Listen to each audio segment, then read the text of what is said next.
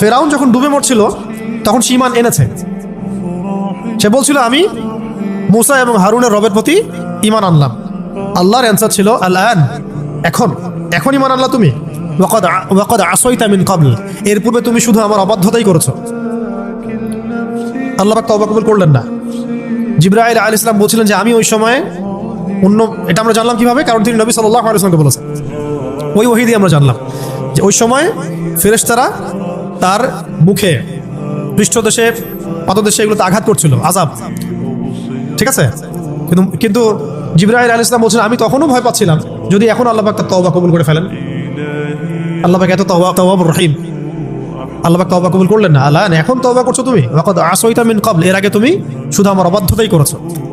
তবে তোমার একটা রোল আছে পৃথিবীতে, একটা ফাংশন হবে, সেটা হলো আল ইয়াউমা, আজকের দিনে, মানে যেদিন ডুবতেছে সে, আল ইয়াউমা নুনাজ্জিকা বিবাদানিক, তোমার যে বডিটা আছে, এই শরীরটা, বাদানটা, এটা আমি প্রিজার্ভ করবো। কে করবেন? আল্লাহ প্রিজার্ভ করবেন। তোমার বডিটাকে আমি প্রিজার্ভ করবো। আল ইয়াউমা নুনাজ্জিকা বিবাদানিকা, তোমার বডিটাকে আমি সংরক্ষণ করব। কি উদ্দেশ্যে? লিতাকুনা লিমান খালফাকা আয়াহ, তোমার পরবর্তীতে যারা এই পৃথিবীতে আসবে তাদের সবার জন্য তুমি হবা নিদর্শন। ফেরাউনের বডিটা জাদুঘরে দেখার জন্য না, কিসের জন্যে? জাদুঘরে পুরো এই বিশ্ববাসী, এরপরে যত এরকম ফেরাউন আসবে নতুন রূপে, যত জালেম আসবে, যত আল্লাহদ্রোহী আসবে, যত এরকম বড় বড় কাফের আসবে, মুশরিক আসবে, এদের জন্য কি সে এদের জন্য নিদর্শন।